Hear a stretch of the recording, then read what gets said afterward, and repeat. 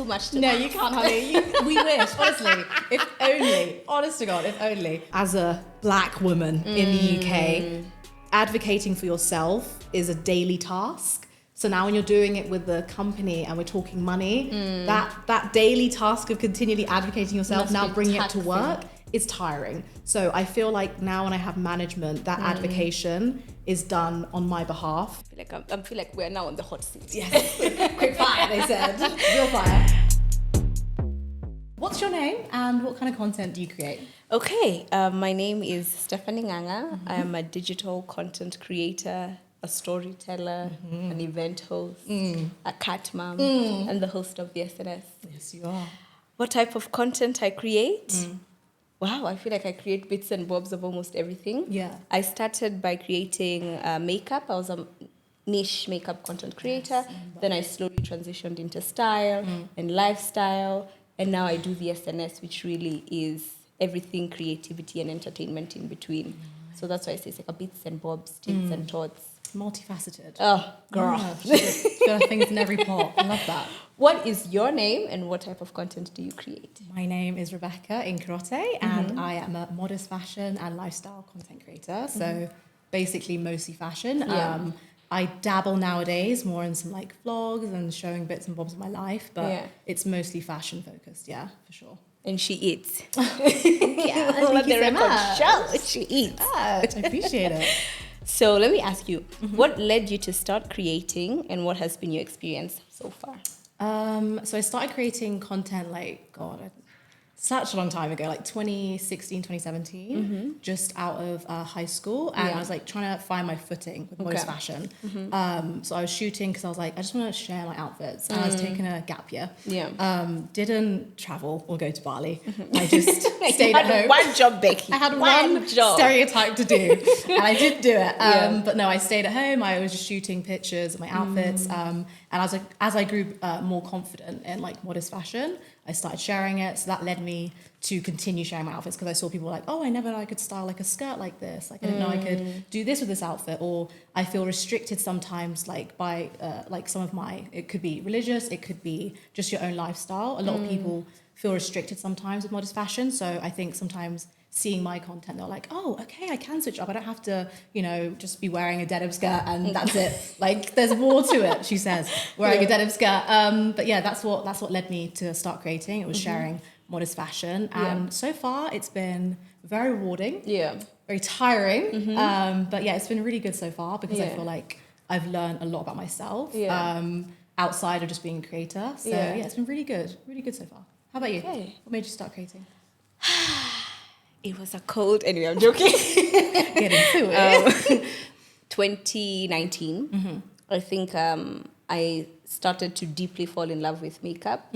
Growing up, even as a child, I really enjoyed kujipamba. What's that? To make myself look pretty. Nice, yeah. So I was always the kid who would take forever to get ready. So now that slowly blossomed into my love for makeup. Yeah. I was in the Jackie Aina, Anissa Ashley, Yeah. and all those creators who were doing makeup at the time on YouTube, Patricia Bright, and often actually majority of them at the time were niche makeup or beauty creators. Yeah, they were. So I wanted to recreate what I was seeing. So that's how I started doing makeup. Yeah. Horrendously at the time. Hey, you have to start. You have to start to get to where we are now. The thick brows. Yeah, of course. Oh, and the eyeliner. Yeah. Oh, and the colored eyeshadow, which by the way, if you're into that, that's still Stop. fine. Stop, please. Stop. Please stop. No, I think to each his own. Yeah. But at the time, I was like, I'm really eating this. I was like, I'm doing it. You are, yeah. And then, so that was 2018, sorry. And then now 2019 is when I think I can say I started documenting a lot of it. And then I started my YouTube channel in April of the same year. And I remember so vividly, I Googled how to be a successful YouTuber. Yeah. And they said, be brief. So I was wrapping my tutorials. My first video was 2 minutes, 30 seconds. Wow. I said, That is short. Yeah, I'm like, wow. I said, you're here to learn about brows.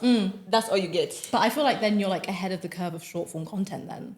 Like you knew what you're doing. Innovator. Give me my flowers. That's okay. I got you. So that was April. And then later in the year, there were only so many tutorials I could do because I was also learning. So I started to incorporate story times. Yeah. And I think they really picked up because I was very animated and I'm also a meme girl. So any small thing, it was, I said what I said. No, your memes.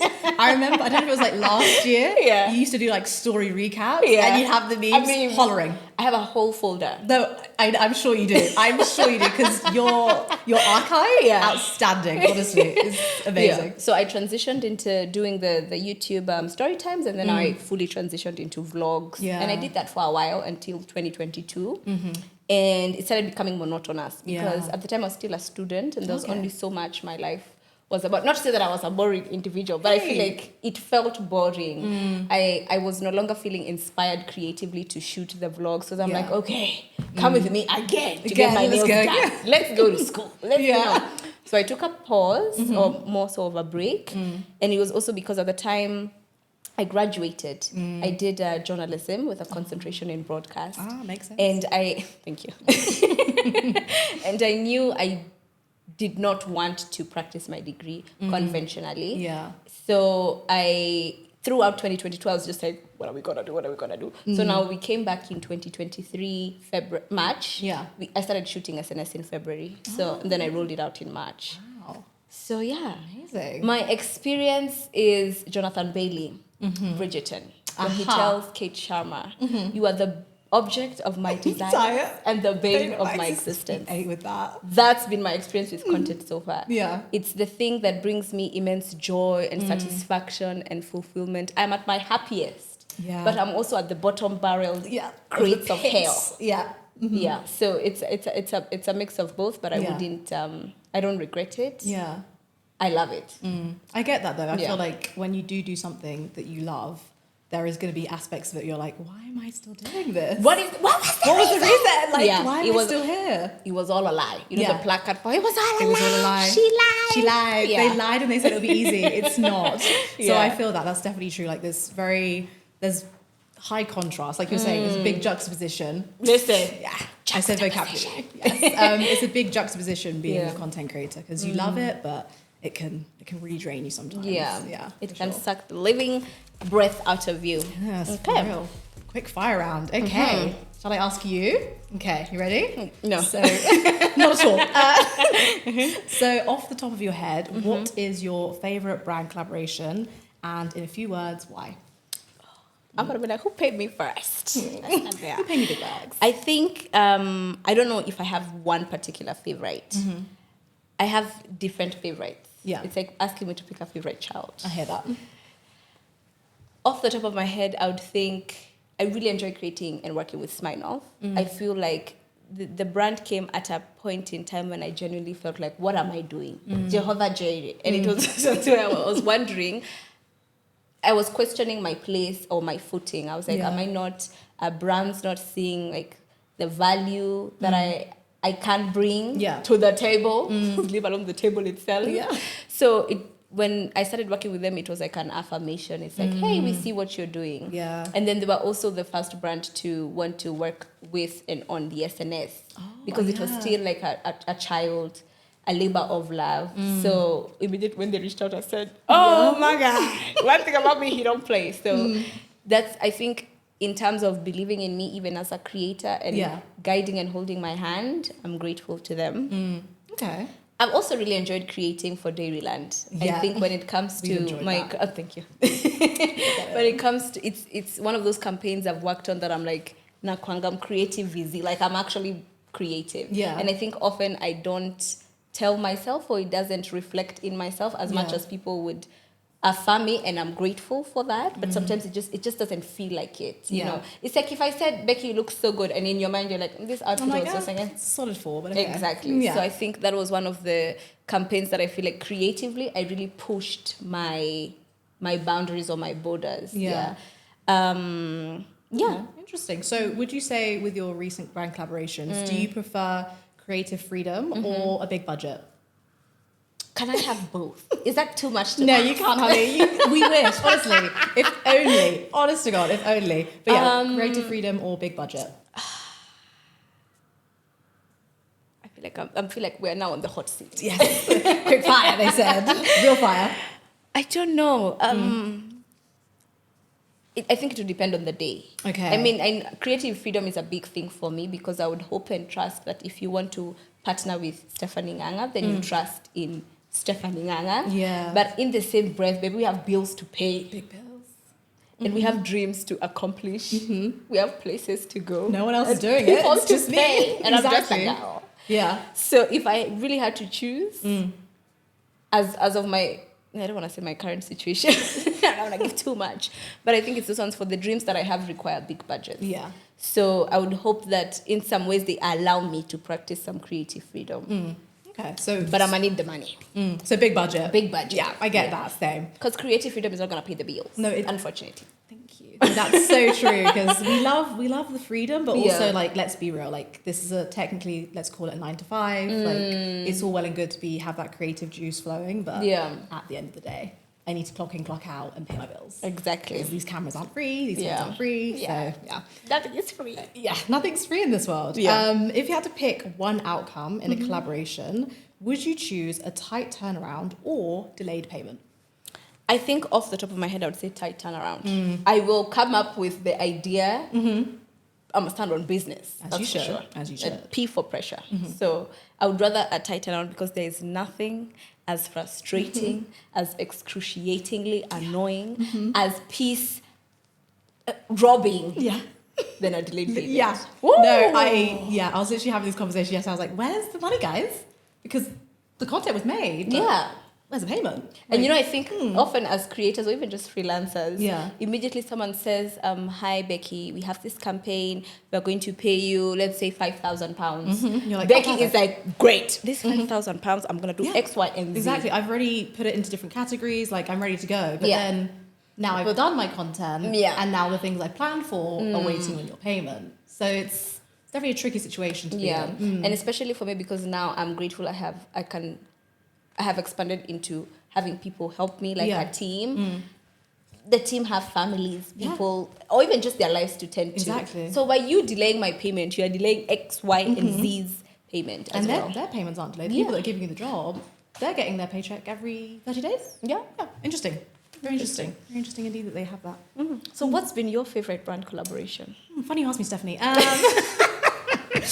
To date, my favorite brand collaboration has probably been, let me go fashion instead of lifestyle because I've done fashion the most. It was my most recent one with Victoria Beckham, which that's it. And imagine that. And imagine that. Victoria Beckham. Yeah. So that was my favorite because Wait. should we let it marinate? Yeah. So Victoria Beckham, good friend of mine. That's your girl. That's my girl. We know each other. Yeah. The reason I loved it is because similar to what you're saying about Smirnoff, it was that affirmation that it's like, we see you, we know what you can do. Yeah. And we see that there's an alignment here. Because obviously I haven't come from like anything like to be able to be affording these brands. Yeah. So I've just been doing like regular brands, like your everyday high street brands that I create content with. And I try to elevate my outfits because that's what I do. So now when a luxury fashion house sees my everyday slightly elevated outfits and they say, do you know what? Yeah, you'll be a good fit. That is so affirming, especially outside of being a content creator, just your taste in fashion. Like I know like you as well, like somebody saying you have a nice outfit, all well and good, like you love it, but now when someone you look up to, like this woman is saved on my boards, like I watch her runway shows. So that was the reason it was my favorite collaboration, because it was kind of like a career highlight for me, for sure. Yeah. So that was the one. For sure. And that's on Victoria Beckham. And that's on my girl, Victoria Beckham, close friend. Yeah. Big moment for me. Yeah, and imagine that. Yeah, especially after, because I saw the David Beckham documentary. And you were like, hey, girl. Yeah, and I was like, I have so much respect for you as well, just because of what she went through and stuff. Yeah. And I was like, you're amazing. Like, she went from just being like a wag, wasn't taken seriously, to now being a luxury fashion house. So yeah, and before that, she was part of Spice Girls. Yeah, and yeah, exactly. Before she even met Beckham, she was the Spice Girl, like a Spice Girl. Yeah. So yeah, that was a big moment for me. Victoria Beckham. Yeah. And the thing is, not to toot my own horn. We worked You together. should. Thank you. Yeah. Too. We worked together twice. So it was the first one we did it. Twice. Yeah. It was the first we worked together, and then the second one was even more. Like, wow. Imagine And imagine. So the second one as well, that was really affirming. But Congratulations, Becky. thank you so much. You best sleep with your flowers. Thank you. I will. Victoria. Oh! No, I know. It's rich on the tongue, yeah. If it was me, oh girl. And I see it in your future for sure. Miss Fashion, yeah, for sure. Could you put in a good word for me? Sure, I'll let her know. Like I said, very good friends. Yeah. I'll send her a message. Yeah. I know them very well. Nothing, No big deal, honestly. peasy. Yeah, I'll just DM her. Okay. That's fine. Don't worry about it. Yeah. Okay. Do you prefer complete creative freedom or big budget? I'm sure Victoria Beckham, the guy. Let's just say I prefer a big budget. I mean, I'm a Capricorn, and I'm not even into star signs. Yeah. However, that aspect of being a Capricorn, I stand on business for it. P for pressure. Literally. Because, again, like we were just saying, you have to pay the bills. Let's be real. And also, I feel like as a content creator within fashion, you have that creative freedom already in an aspect. Because say the brief is quite strict and quite specific, you can still bring out something of your own creative language through your outfit and through your styling. So I wouldn't say it's a big issue for me, creative freedom. And I don't think, not that I'm not creative, but I don't think... Victoria Beckham. But do you know what I mean? Like, I'm not going to give you a otherworldly style concept. Okay. It's going to be relatable because, again, it's everyday outfits, just elevated. So I don't ever think I go wild in terms of my ideas. And that's where the outfits work for me. Because if it's a fashion brand, okay, you've given me a white shirt, but I can make this creative and I can put my spin on it. So I'd rather have a big budget because... creative freedom, it's not as beneficial, I don't think, in my specific to my niche, which is minimal fashion. It's not as necessary, but a big budget, it is. Yeah. And I think even with big budgets, I forgot to mention this, but it means expansion, it means growth, it means transcending. Yeah. So you gotta pay. Yeah, and it means that you can pour more back into your content again. Invest more into your craft. Exactly, into your equipment, into, like you're saying, a team. Like, you need the money to do things and live, eat, breathe. Like, the bare survive. minimum. Yeah. So big budget. Okay, so that was quick fire. Yes. Oh wait, there's the last one. It's There's tight one more? turnaround or Oh, delayed payment. And I will say tight turnaround as well because I'm tired. But listen, if it's a tight turnaround, then the money best to be there. Let it reflect, please. I beg. Bare And minimum. imagine that. They're going to be editing this cutting out. Imagine that. Just a compilation of imagine that. Yeah. You need to do take a shot every time she says and imagine that. Literally. Or literally. No, that's going to be my take problem. a shot every time I've said Or even just... Right. So segment 3, let's get into it. This is the creator and the strategy. Okay. So, Sheila. Stephanie. It's okay, I can be Sheila for today. As I said it, I said that's wrong. Stephanie, we call her Heffany. Yeah. What are some challenges you faced as a creator? How much time do we have? It's okay, we've got time. Bring it to the table. Challenges. I think the biggest one has always been imposter syndrome. There's a conversation I was having sometime with someone and they were saying how their heart is kind, but their brain is mean. Ooh, and imagine that. That's That powerful. my heart is low-key, kind, that's but my brain really is mean. powerful, yeah. So a lot of the times I stand in my own way where I am thinking, am I deserving of these opportunities? Yeah. Like even currently, I am on a campaign with Coca-Cola. And I As you feel should be. thank you guys, I really appreciate it. And the last quarter of 2023, I really worked. I put in the work. And we saw. Yeah. And my worry was with working with them, I have exhausted my creativity. That was a big worry for me. I was like, I feel like I've done all this. And especially with a campaign with Dairyland, it was one after the other. So I feel like, will I be able to one-up myself? And then if I don't, or if I fail to, then I disappoint another client. But that's just my head. Yeah. My heart feels like I am very deserving and I'm capable and I'm within. Yeah. But my brain feels otherwise or thinks otherwise. No, I know exactly what you mean. The brain can be very mean. Yeah. Especially when it comes to doing it. Like you'll be doing it, you're like, okay, this feels good, like creative juices are going. Then it gets to maybe the editing. Yeah. And your brain's like, this isn't, you think this is good enough? Like That was me last week. Yeah, it's like, how did you get this collaboration? Why do you think you can? And then you start to really just like, I think it also can mess up your flow of creativity because you'll be like, okay, let me stop editing. Like I need a minute. Yeah. And then now it's been 2 days. You're like, babe, the deadline still needs to go out. And yeah, that's definitely a big thing. I really like that quote. That's needs to be on a t-shirt. Yeah. Like my heart is kind, but my brain is mean. And then now often with one of my good friends who's also a creator, Stephanie Cherono, when I'm going through these phases, she's like, don't talk to my friend like that. Oh yeah, I love that. That's so cute. Okay, girl. Yeah, I won't. Okay. So that's been one of the biggest ones. I feel like if I can stop standing in my own way of thinking and feeling, because again, sometimes feelings are not facts. That's true. It's literally just like you just need to process whatever you're feeling or going through. Yeah. So imposter syndrome is one. I think another one has always been comparison. Thief for joy. Thank you. Where I feel like in comparison to other people, which is a very skewed way of thinking sometimes, but I'm sitting here and I'm like, but I imagine how much Victoria Beckham paid Becky. Yeah. Meanwhile, I am here slaving away. I know what you mean. So should I move to the UK? Is that the solution? Now that's on the We're in the extreme trenches. side. We're in the trenches. Don't let Victoria Beckham fool you. In the trenches. But such a scenario. Yeah. So I feel like sometimes when I constantly compare myself to people, I am robbing myself of this experience or my present. I think also in the same breath, I'm a chronic worrier. Okay, interesting. I worry, Becky. I totally understand. I'm an overthinker, so I get it, 100%. I practically reside in my head, which now doesn't help with imposter syndrome. No, so now when I'm feeling like I am undeserving of these opportunities, then now I'm fixated on that thought. Yeah. Like I obsess over that. Yeah. And then there's something one of my therapists said, then she said, sometimes when she says feelings are not facts, but then when your brain will go out of your way to affirm what you think. Yes, that's very true.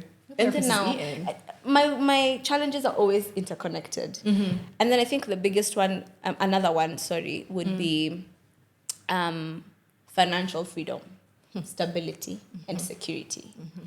I pray, and I was telling my sister this, I pray I get to a place of where even when like brands, I am grateful for the opportunities that have come. I feel like sometimes I have to constantly really say it. that. Sometimes you're like, I've been at this for like, you know, so yeah, I get it. So I pray I get to a place where I'm doing things out of want and not because of like a necessity. Yeah. Do you know what I mean? Like I can say no to, which I do say no to things and, you know, the universe works its way out. Yeah. But I would want to reach a place where I'm just like, I don't need to do that. Yeah. I want to do it. I don't need to do it. Yeah. Because I think often when we do things out of necessity, there are a lot of things that are just, the lines get very blurred. So I wish to reach a place where I am financially stable completely. Yeah. Like worry is not a word in my dictionary. No, it should be. As it should be. So those I think are some of the challenges I face. I think those are very valid and a lot that I relate to. Like even, especially financial stability, like the goals that I have for myself. The plans. The plans, the lifestyle. timeline, the lifestyle. The travel. The travel. It needs to match what I'm currently working with. Yeah. And I think that's a really big stumbling block, the financial freedom, because like we're going back to a saying, if you're not going to pay me on time, how do I pay my team? Because I have things that need to be paid by a certain time, things need to go into savings, investing. Like that financial aspect of being creative, I think, is one of the biggest challenges. Yeah. And also, again, like you're saying, the scarcity mindset is so entrenched, I feel. Yeah. Not even just as content creators, but within the creative field, because it's not taken seriously in any aspect, whether you're like a musician or if you're a painter. Yeah. The arts, the creative industry isn't taken seriously. So that scarcity mindset, it really pushes you to do a lot of things where you're like, you're filming, you're like, do I like this? Do I want to be doing this? So yeah, I get the whole getting to a place where it's like, I can say no. Yeah. Like saying no is part of my vocabulary. Yeah. And I can say no and be at peace. And not think, oh, I really should have taken it because that would have covered X, Y, Z. Yeah, so I feel you. I relate to that. And I think, you know, when I talk about worry, it's the worry for next month and the month after that and the month after that. Let me worry in years, not months. You know, let's do that. Let's worry in quarters, not weeks. Yeah. Yeah, that would be That would be ideal. Yeah. Next question. Okay. What are some of your techniques for growing and engaging with your audience? I don't know if I actually have like a technique, because I feel like sometimes being good enough is not enough. And that's like a hard truth to swallow or to accept. Like, Becky, you could be so good and it still wouldn't be enough. And sometimes I think often even when I come across this question, I feel like I would sound like a broken record or redundant if I keep on saying consistency. I don't know, stick to your niche. I don't know, X and Y and Z. I always say that I hope that, I don't know if this would help you for someone to grow. Yeah.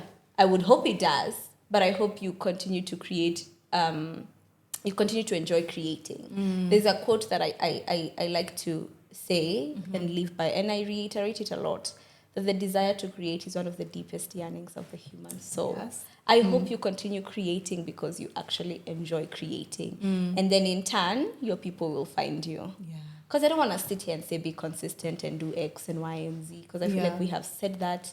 And the gurus are saying it. It's not enough. No, it's not at all. Like, even like you might be good enough, but it's not good enough. Yeah. But I think just from like outside, can I just say, Yeah. I think like obviously outstanding content creator, like Thank the you. visuals you're serving us, we don't deserve them. I'm not gonna sleep tonight. You're like, yeah. And then Yeah. she said, but also I think you're so honest and so like funny. Like, I giggle. Really? I'm like, what's she gonna do today? Like, she's like, you'll be like, hey friends, it's been a while. I'm like, it has, Stephanie, it has. I'm like, what's she gonna say today? So I have to say, I think just like how, obviously this is it should be a normal thing, but how human you are. Like, it doesn't feel like it's Stephanie, and now I'm with Stephanie, the other person, you know, like online, offline. That is so interesting you say that, because I have had like a battle between the two. Really? Yeah. Where it feels like there are times. I'm gonna start getting emotional right now. It's okay, No, space. but it was because from a place of me trying to find clarity within. You see, as creators, and when we're told don't take things personally, how do I not? Exactly, it's me. When if I say Stephanie Nganga the brand, it requires Stephanie Nganga the individual. Exactly. And neither can operate without the other. They have So to exist I at the always same struggle time. with the don't take things personally, treat this as a business, which you should. But I think also sometimes emotions also play like a role in, even when it comes to our decision making. Yeah. Not that it should like alter or be the guide, but it does play a role. Yeah, I think as humans we are designed to be, what is the word? We're designed to share emotion. We're designed to be emotive, to share emotions rather than keep them. Yeah. So when you tell me to, I think sometimes in this space there's so much emphasis on separate the two. Like build your brand. It's Exactly. like, no. And I'm like, but the brand needs me. Exactly. You know, and It's your name, it's your especially as face. creators, you can you know you're creating from a place of, you're better at creating when you're in a safe space, even in your up here. So when here is not good, You're not safe. then you want, so who is treating what as a business? Exactly, because there's not somebody else that's going to show up and be like, okay, she's not doing good, Exactly. but I'm here. Like, are Like, they it's in the one room? of the- Like, there's no one here. It's just me. Never so have I felt more seen. Thank you, we Becky. see each other. I see you. I hear Yeah. you for sure. That's really interesting. But Yeah. I think, like I was saying, like you do a really good job. Like Thank I you. know, obviously, you probably have gone through a lot. Like I think you shared a few things on your story. Yeah. Last year was quite hard. And I feel like you brought a lot of, even though you were going through something, like Yeah. you brought a lot of like light and just lightness to your Yeah. page. So well done. Honestly, you. you did a good job of doing that like balancing act. Good. Acting. Yeah. Try it. Yeah, you're really good. You should keep doing it for sure. They need to cast me in something. They do. No, honestly, you would do that out. Like, what role would you play? Like stepmother? Would it be like fun sister? Yeah. Probably be like the fun friend. Yeah, I think Yeah. so. I see that in your future. Like the crackhead fun friend. Yeah. Maybe Real Housewives of Nairobi. To be continued. Anyhow. So what are your techniques for growing? Oh, my techniques. Yeah. Like you were saying, I cannot be like, be consistent, guys. Engage with Yeah. your audience, guys. Because Yeah. one, I'm not doing it well. Like, I'm not being consistent. Like, I'm not engaging as much with my audience as I should. Yeah. And I think that's come from a little bit of a place of complacency, but we'll get into that later. Yeah. But I think it would be showing up as much as you physically can, because I love creating editorial style content. That's like my favorite thing to do, because I grew up eating up the magazines. Like I was going to be a fashion designer. By the way, I just thought you should know. And you still can. Yeah, fingers crossed. But that was my dream, to do something in fashion. So I would eat up this content of like editorial style images and like these thought out shoots in Vogue and Cosmopolitan, all these magazines. So that's my favorite style of content to create, but it takes a long time. And there's Becky up here is like, that outfit's not giving. Like it's not cute. So that takes a lot of time. And you don't end up showing up on your page, posting consistently. But for me, it's been showing up on my stories as much as possible, because also I think with fashion, you can be kind of alienating to an extent, where it's like every day I'm serving looks, but I'm not serving personality. So I think it's been really important for me to show up on my stories to, one, remind you, hey, it's a person like behind this page, and like I'm real high, but also to be like, it's not like it's not everyday fashion show, it's not everyday like dress up, because it's unsustainable to be consistently sharing like a new outfit or something like that. Like, let's show you like, oh, I'm just doing my wardrobe today. How are you guys doing? Like, I have this idea to get some like hangers. Where can I get some good hangers? Like, showing up like that has been really important for me, and that's definitely helped. One, with the engagement side, because I've really tried to stop looking at numbers, because like you were saying, you can be good but not good enough, and there are content creators who don't look like me, who have like a smaller following. They'll still get the opportunity, but whereas I'm here dying to get to like this big number just so I'm taken seriously like them, that's my issue. So I've stopped looking at the numbers, because if I concentrate on that, I'll go mad. So for me, it's just engaging. I don't want to think about growing like the numbers and trying to get to the 100Ks and that. Like, it's nice. It's obviously in my goals. I'd love to get there.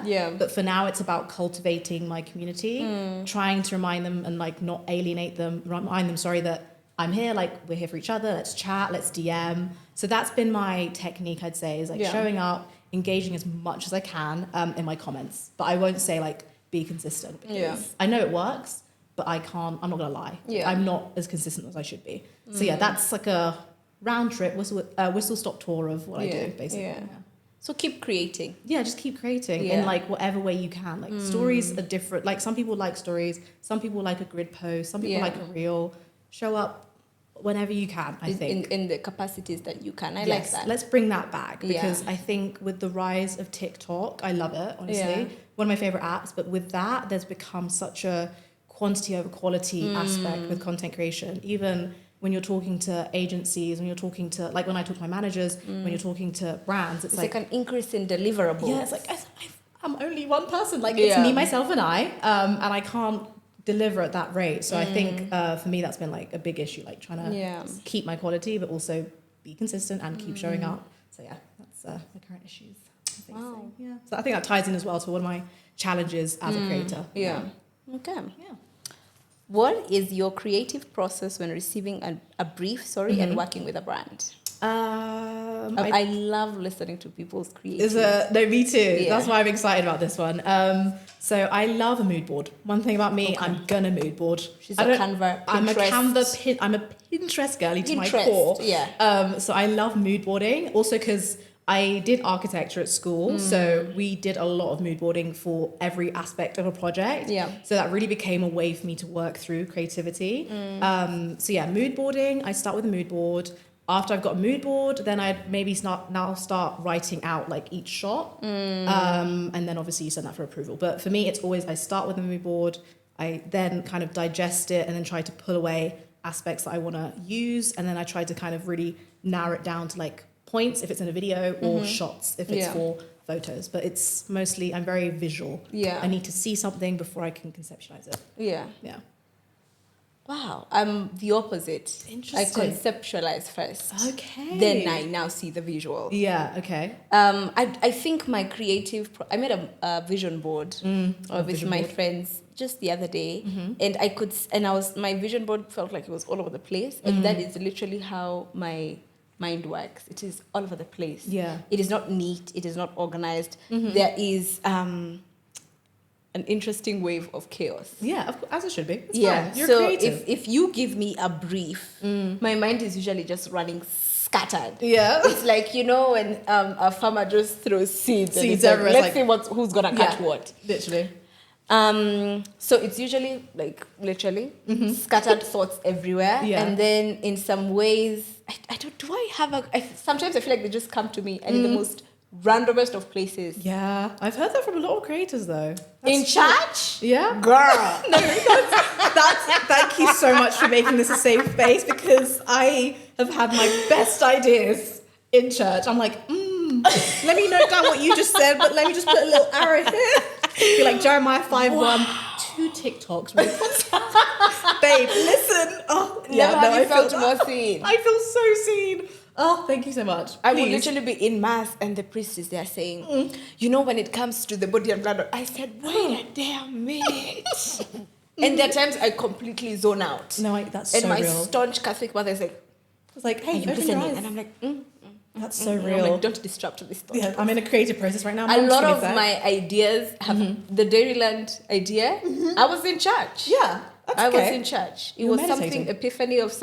I said, wait a damn minute. So if I did this and this and this, and then in the car, I'm just like... Yeah, no, that's the Notes app. Chaotic. Truly chaotic. You know, I have 1,200 notes. You know what, let me not judge, because I think I'm probably the same. There's so many random notes, and I'm like, you go back, like, after 3 a.m., you're like, I started doing voice notes as well. Oh, hilarious. The funniest thing to look back on. Same. And like, when you're half voice asleep. journaling. Yeah. I'm like, so then I'm going to transition. And like, my voice is breaking because it's like 2 a.m. Yeah. I'm going to make sure that I do like a picture like with this shoe.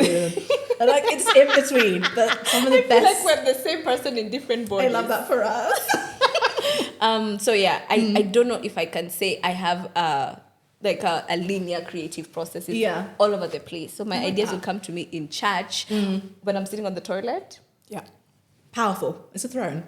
Really Profound. Powerful. Yeah, truly. And imagine that. And you just sat there like, it's been an hour. Yeah. No, My mom was asking me the other day, what am I usually doing in the bathroom that long? That's what I'm doing. I'm conceptualizing, guys. This is my creative hub. Makes sense. So it's random. In the house of the Lord and That's in my so real. bathroom. Yeah. Such a contrast. Juxtaposition. That's the word of this episode. Juxtaposition. Yeah. So I love that. We now have a game. So now after that, okay. I start to niche. Like I'll probably write all scattered seeds on my notes app. Yeah. I'll be like, okay, I can do this, I can do this, I can do this. Get And then it I out. start to conceptualize and I start to tell a story. Okay. So mine come from like a concept story and then now we tell it and then now I see the visuals. Oh, okay. Yeah. Nice. Versus you see the visuals first. I see and how then, I want it to look, and then I'm like, this now can play into the story. Yeah. Yeah. So I write my story first. Interesting. And then I put the characters. I put the protagonist, antagonist, plot, conflict resolution. Yeah. We done. I want to start doing that more, like having some points of like heightened drama. Obviously, there's only so much you can do with Get Rid With Me, but like, I'm running late. Like, there's so many things you can do. But And put a meme there. yeah, no, but I really love the idea of like that. It's I don't know what it's a thing. It's called a thing. Like when you do movies, it's like you have start, conflict, resolution. Yeah. It's like the arc thing. Yeah. But I love that. That's really cool. Yeah. Yeah. So Thank you for go to sharing that. church. Yeah, go to church. Go Get to some church, ideas. sit on your toilet. Yeah. And think. Think hard. Yeah. Long and hard. Well, we have a game to play right Okay. now. Yeah. So what we're going to do is we're going to go through briefs. Yeah. And we're going to read them out to each other. And then we'll have 60 seconds timed. We have to time each other. Can I go to the toilet? You may. Oh, is there a church? I'm like, wait, do you mean now?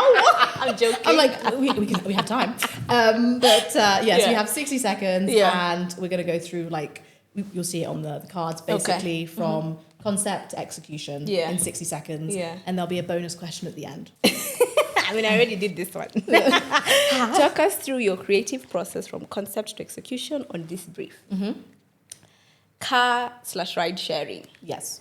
So we're thinking Uber, Okay. InDrive, and the lot. Yes. The aim is to encourage people to book a journey using our ride-sharing service through a 30-second to a minute video. Concept example, do I give you that? Yes, please. Okay, so you're running late to an interview, you're going to a fancy event, or you're going to a fancy event where you don't want to drive, or you're on the way to the airport. Your deliverables are one video, platform sharing on TikTok and Instagram, and one story set, 3 slides. And then the bonus is what your rate would be. So I encourage people to book a journey using our ride-sharing service. Okay. Are there any boosting or anything, or is it just this video and stories? Just the video and stories. So the concept would be I'm running late for an event and actually taking the idea of a get ready with me.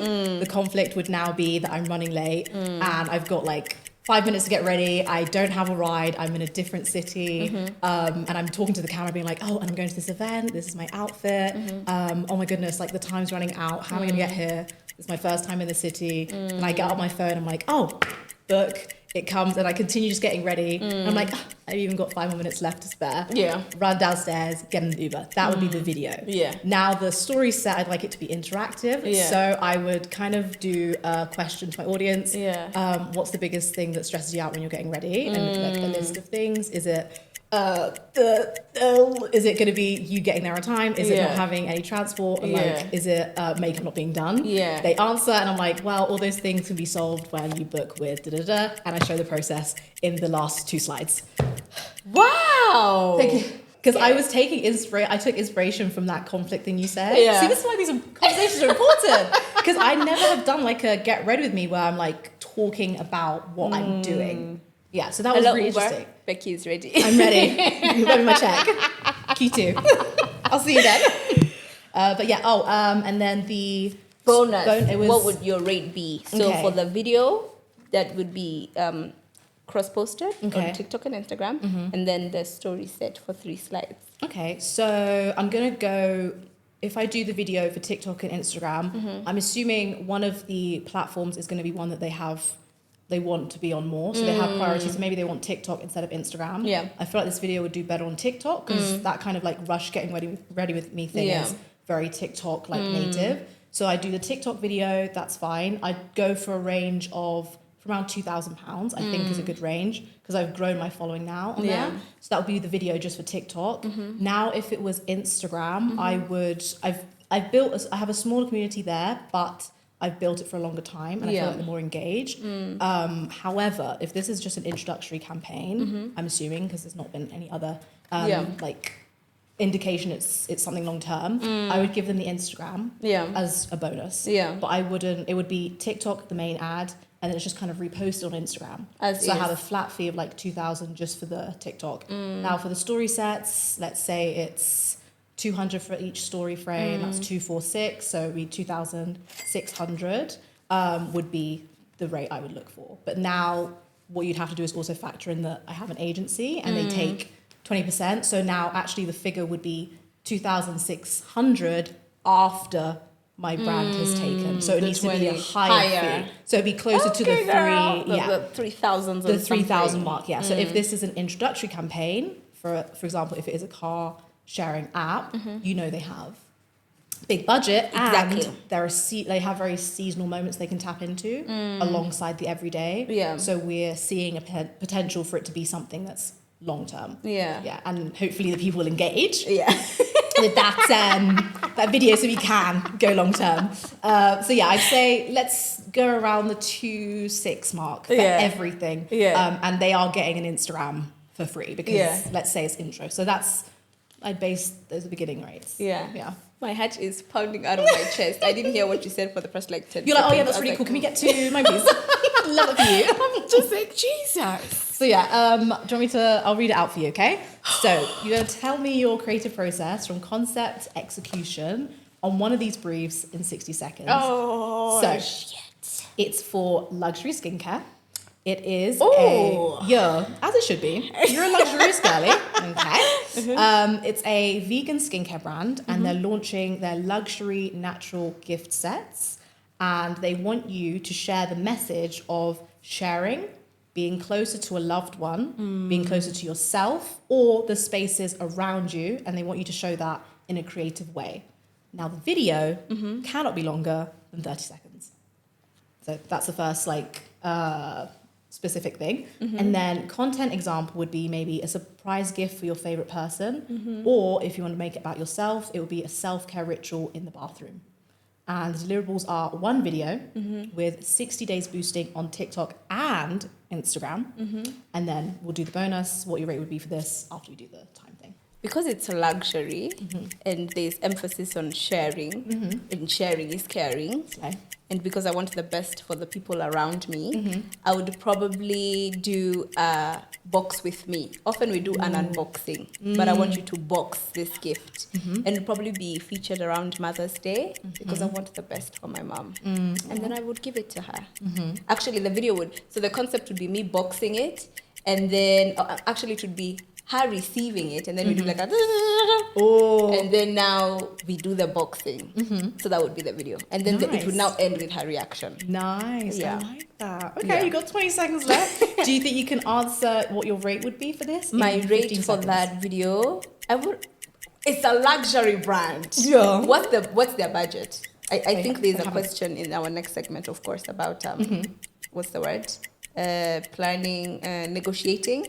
I ask what your budget is first. Okay. Yeah. We're out of time. Okay. So are you going to say the rate now or? I would be curious because it's a luxury skincare brand. Okay. So would you have like a base rate in your mind? I would say maybe I'll do a flat, because it's a luxury skincare brand, I would automatically assume you guys have money.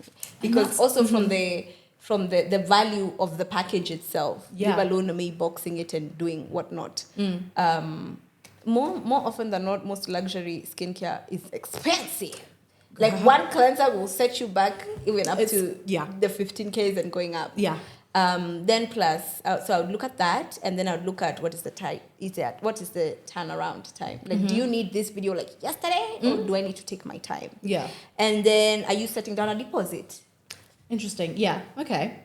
So that would affect the rate that you charge them? Yes, it would affect. To be higher or lower? Higher. Okay. Yeah. So, but if I was to give a flat rate, I'd probably say the minimum I would take is maybe something like 150. Okay. Yeah, and that's just for the shillings. Yes. Okay. And then the 150,000. Yeah. Kenyan shillings. And then the stories. Yeah. They'll probably just, let's make it a flat rate of 200 after tax. Oh, okay. Yeah. Nice. But because it's a luxury, it'd probably be higher. Yeah. But then there are other costs. For example, production. Am I the one shooting, or is my videographer shooting it? Okay. Yeah. So I'll need to add all of those things, of course. And then with the boosting with that now, do you have like a calculation you do for boosting, or would you just keep it in the rate? With mine is not usually TikTok, it's YouTube. Okay. So over on the SNS. Yes. But you are going to have to top up, of course. As you should. Yeah. So like if it's just like an insert, say for example, if I shot landscape, the same video just in landscape, what is it called, like format, like 16:9 for YouTube, just the insert alone. Let me not say that because we're going to revise those rates. It's a new year. Yeah, so New year. you have to see me after that, but yeah. Okay, so that would now change it if it was on. So you wouldn't put it on TikTok, you put it on YouTube instead. I'll put it on because I don't have a TikTok. Oh, okay, that makes sense. So my cross posting is usually on YouTube as a platform, not TikTok. Yeah, interesting. I know you'd eat up your TikTok, but fine. I don't know. I struggle with the platform. It's like I feel like I don't fit in. Really, I feel like you'd be great on there, especially with your memes. Yeah. Oh, the girlies would eat it up. Would eat it up, honestly. I will consider. Yeah, please do. Back to segment 3 after the game. Well, what has your experience been when it comes to collaborating with brands? Bane of my existence, object of my desires. Yeah, so I've had some good ones and I've had some not so great ones. Yeah. The good ones usually are highlighted by payment or like, I started to realize that like, when you start to value yourself as a creator and brands don't negotiate. That was like a first for me last year. Yeah. I put a quote and they're like, I said, what? Did you read the... We're not going back and forth? No. You're not telling me how there's this and there's another creator who can do. Yeah, I'm like, then go talk to her. Like, leave me alone then. Like, I remember once sitting in a brief and in a campaign meeting and they were like, there was like, which is why I think I struggle with the concept of a standard as content. Yeah. Because you remember how you said, for example, for you, your content is more relatable in the sense like there's simplicity in it and it's more of integrated than a dedicated, But then now there are other creators who do like, the green screens and the X and Y and Z, and then often you feel like because I'm not doing the green screens, I'm not doing like enough, or I'm not doing like my video is not good enough. Yeah, no, I hear that for real. I hear that. It's like a constant struggle for me because I think also with that type of content, it's entertaining for me to watch, not to create. No, not at all. Yeah, it seems like a lot. Yeah. So I'm usually just like so my experience, I think My mind is Hey, same. I'm following all you over the all the place. way. I'm with you. Scattered seeds. My experience, it's been both sides. Yeah. So the biggest one for me, I was saying, is creative freedom. Yeah. And then the budget, when I don't have to negotiate my worth. Yeah. Interesting. I'm just like, wow. It must be nice. This is a Which really is good, which should really be good bare feeling. minimum. Yeah, exactly. And it's sad that it's not. we feel like sense of relief when if I say this is my rate, period. Yeah, and it's such a nice feeling when that happens. It's oh my But it's so god. rare. Yeah. I'm like, oh yeah. You know the Yeah, this little is- eye roll you did. I'm like, yeah, yeah. you're like, this is how it should be. This is how it should This be. is every day. Yeah. The bare minimum. Yeah. That's very interesting. Okay. I don't know if it would really be bane of my existence and object of my desires I hear that. when it comes to collaborating with brands. So I think the biggest thing for me is always budget, but Yeah. more so creative freedom. Do you trust in my idea? Mm-hmm. Because I hate feeling like you're not trusting of my idea, or you want me to do something without you telling me that you want me They're to not do communicating what they want. exactly. So now that's there's a lot of ambiguity to it. It's like the video is. I remember. Show the team. I sent a video once for approval to a certain brand, not gonna mention, and the feedback was the video has no story in the sense it has no story. Keep in mind, I had sent my rationale before. Yeah, and they And I approved it. thought that they trusted in my execution of said rationale. Yeah, exactly. So you can imagine how behooved I was. I've heard that word in a long received time. the feedback. I said, what do you mean? What does that Communicate mean? this. Oh my god, sorry. Jennifer Lawrence, what do you mean? What do you mean? What do you mean? That's The ridiculous. video has no story. It doesn't How have can no you story. say that? That's completely redundant as well. Like, especially if you've seen it and then you're watching, you're like, it's got no story. Then tell me how it has no story. So what did you watch? Exactly. Because I watched the story. I watched the storytelling. I wrote you a story. You did. You I approved it. did the story, and then I shared said story. Yeah. I don't know how much more story I have to I am give. one woman. I can only do so much. Please. Yeah. I feel But then in the same breath, there are also brands who like appreciate. And there's nothing that, like I think with the Dairyland campaign, I Yeah. feel appreciated. Yeah. Even if, and I don't particularly even mean compensation, even just, Steph, we love what you're doing. Oh, I like that. It's nice when a brand like has that personal touch with you. Yeah. So like that's very true then. It's like the highs, the lows. Yeah. Yeah. Like you're doing a great job. Nice. Yeah. So that. my experience has been, High and low. yeah. I don't know. Object Interesting. of desire, bane of existence. We need to put that on a t-shirt. No, you do. I feel like it's your thing. I know that quote so well. Obviously, we all know Bridgerton. why. We all Yeah. know the quote, but that's Yeah. now been ingrained in my mind by you, like even afterwards. So Yeah. that's definitely your branding, and I like it, and it's so real. So thank you for sharing. So what's been your experience? My experience has been a little similar. It was this idea of like consistently proving my worth. Like, why did you come to me? See me. What's Like- that? Love me. Choose me. Pick me. Oh, that scene Yeah. is Yeah. questionable. Sad. But like, I kind of feel her on that because Yeah. it's like you keep like the idea of like you have to keep putting out content to prove Yeah. your worth. Yeah. And even when you do that, they come to you and it's like, are you joking? Yeah. Like they'll come to you with a fee. You're like, let's be so for real. Yeah. Because BFF. like literally, like if I look at you, Lucy, who Yeah. sent me this brief, and I Yeah. ask you, what's your rent? Like, what is your rent for Yeah. every month? Yeah. Does this fee look like it could pay someone's rent? Yeah. If the answer is no, Leave me alone. leave me alone, please, because I feel like I've been creating for such a long time, and I have, like, again, not to toot my own horn, but I have a bunch of brands under my belt, and that should now tell you that, hey, like, when we come to you, let's come correct. Thank you. You know? Please and thank you. Yeah, and I've always been a very passive person. Like, I hate conflict, I hate going back and forth, but working with brands has really forced me to like stand on business and be like, Yeah. no, like, this is my worth. You will respect it. Yeah. And I have got the years, I have got the collaborations, I have got all these things that I've done to prove it. So my experience has been like a little bit like Beyonce said, like you can be Beyonce and you can still have people trying to play you, Yeah. which I find wild. Behooving. It's behooving, truly. Yeah. I am perplexed. Flabbergasted. Yeah, so that's been my experience, is this kind of confusion of like being like, no, like, am I mad? Like I create content. I'm losing my mind. Yeah, I've got the audience, I've got this and this. I'm ticking the boxes. So Yeah. statistically speaking, that means I should be respected with my rates. Yeah. That's been my experience. It's been tough.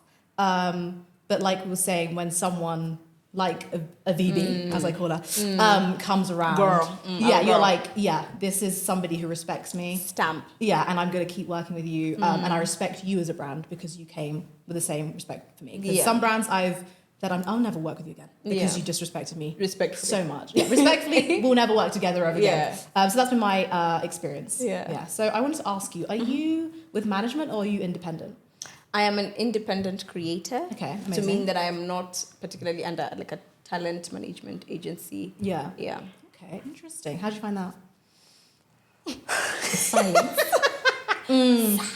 I think, you know what, there's the beauty about being an independent creator, but at the same time, you do, it's you or you. Yeah. There's no one to speak for you, with you, to you, it's you or you. So, very true. It has its perks, but it also has its cons. Because sometimes especially when it comes to negotiation, I'm just like, I don't want to be the one to do it. It's so tiring. Pick somebody else. No, literally. Pick somebody else. Somebody else. It's very tiring. Yeah. That specific part, I think, is very tiring. But also based on some of the few conversations. So this is not a one size fits all. It's not monolithic. I don't want you jumping at me. But from a few creators who I've spoken with, there are very few, like this tiny, who have like great experience with management, and then there are those who have had, and they're like, just do you. Do it yourself. So that's interesting then, because I've heard from a few Kenyan creators as well. Like the management scene isn't amazing yet here, so that's very interesting that a lot of people are more independent. Because, for example, myself, I'm under management, and it's like everyone wants to be under management in the UK, and it's a lot more common, I think, than here. So that's really interesting to like see that comparison, and also see people's attitude towards management here. Would you leave management? Absolutely not. Okay. Please don't leave me. Love you guys. Big ups to that agency. No, never. I don't think I would ever want to, just because of the peace of mind it's given me. Because I think, like I was saying, the disrespect. As a black woman in the UK, advocating for yourself is a daily task. So now when you're doing it with the company and we're talking money, that daily task of continually advocating yourself, now bringing it to work, is tiring. So I feel like now when I have management, that advocation is done on my behalf by a team who are respected, because they're a respectable agency. They've got the brands, they've got the content creators under their belt. So having kind of, I always say they're like the big sister that advocate for me. So having that has literally changed my life. And it's really also allowed me to work on other things. So I have now the privilege of being a content creator and a business owner, like entrepreneur. So that's changed my life, I would say. I don't think I could ever go back. Because the UK, looking like me, in just generally, but now in the content creator space, it's not easy. You are a minority. Yes. So how do you work on building creator relationships? How do I work on building creator relationships? I will say I am blessed that some of my closest friends are creators. Amazing. So in those ways, sometimes it doesn't feel like I am actively working to build that creator, but more of the actual friendship. Actually, majority of my close friends are creators. I love that. And I think people often assume it is because we are creators that we are friends. But then there are those that we met way early and then we found ourselves in the same space. Then there are those that I interacted with and then we actively built the friendship outside of just being creators. I think also SNS has been a blessing. It has allowed me to meet and network with people and even interact with people on a one-on-one basis more than I would if I met them, say, at an event and it was just like a hi and bye. So I'm grateful that with SNS, I am able to keep these people's contacts. I can reach out to them. We can establish a rapport, more so a rapport, because I feel like sometimes within the same space, you know, friendship can be quite the journey. I will say that. So I'm grateful, one, that the SNS has allowed me to, even just the meeting of people. And I think I always tell them, thank you so much for gracing me with your presence, but most especially honoring my invite. Because you didn't have to. Artist with your words. Thank you. Honestly, beautiful. beautiful. Sorry, Thank continue. you. But yes. Okay, tonight I'm not sleeping. But yes, but for most especially honoring our invite because you didn't have to. And most especially when you don't even know me or we've never interacted. Exactly. Yeah. And I'm glad that SNS has, because there's the online interactions, then now there's the face-to-face. Now those are the ones that I'm usually thinking about. Yeah. Because I feel like I can be on your page, hey girl, gorgeous. Gorgeous and then heart eyes. That heart eyes is working overtime. And then the way you have to think of new ways. I can't to keep saying respond to beautiful, comments. stunning. Okay, Thank you sweetie. so Like, much. I just like starting saying like people's names now. Stephanie. Like, yeah.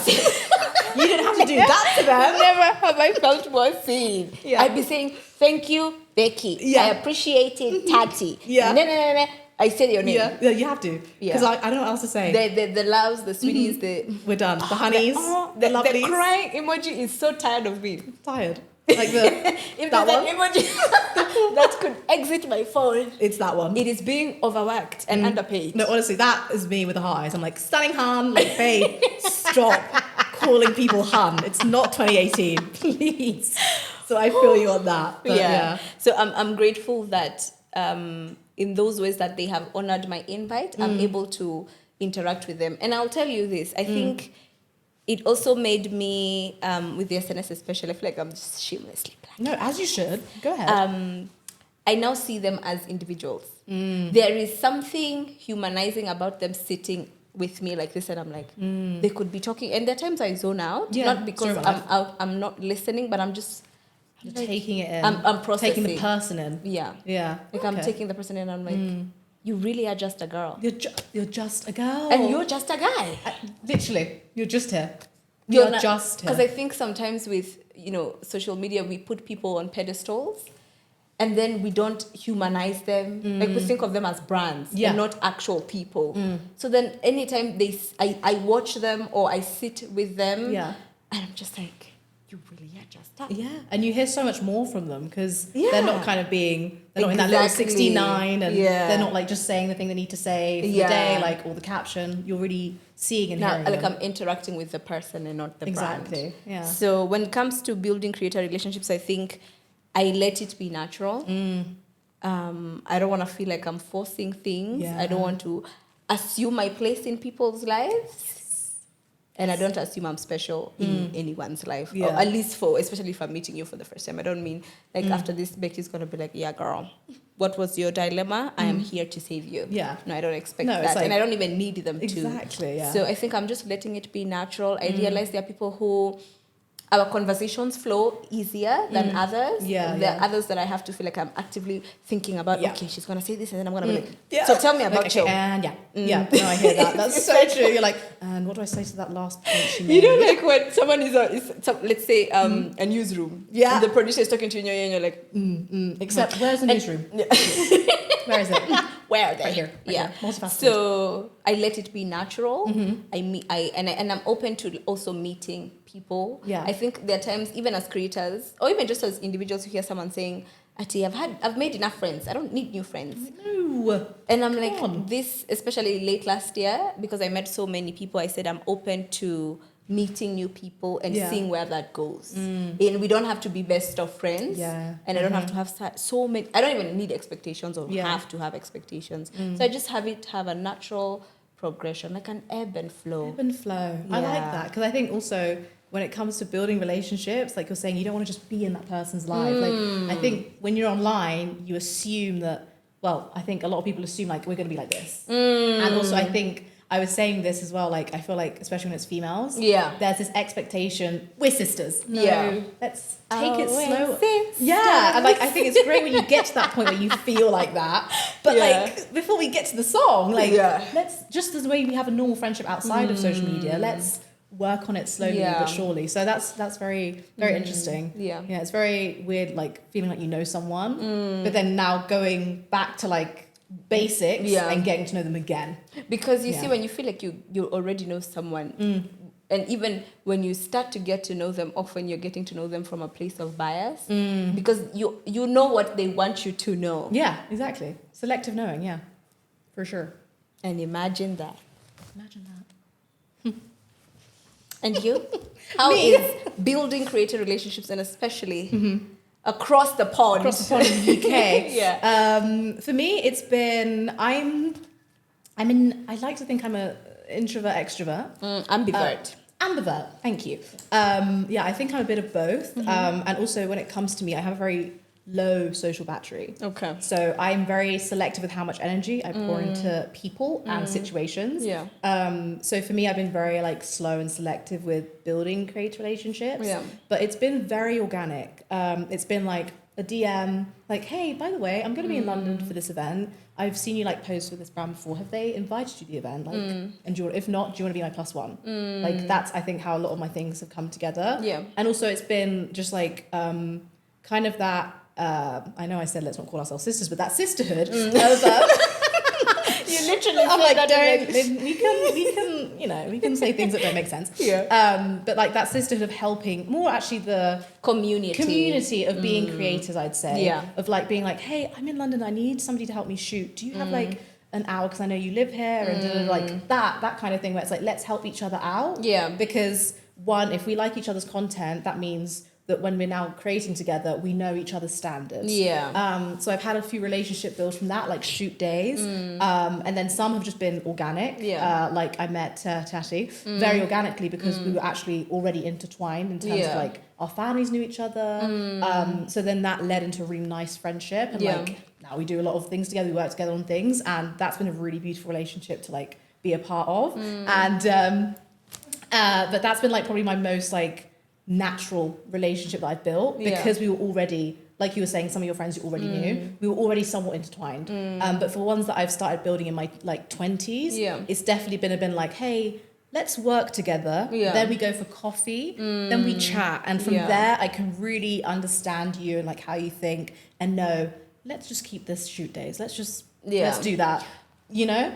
Let me tell you something. Categorize. It just reminded me of something. I was having a conversation with someone and they were like, there's something like diving too deep into a friendship very quickly. Because we always allude that to relationships. But even in friendships where I have found myself interacting with someone and I'm thinking, oh, we are boys. Yeah. And then they pull the plug and I'm like, wait a minute. You're like, oh, you didn't reply. Sick. Yeah. Bamboozled. Yeah, honestly, bamboozled for sure.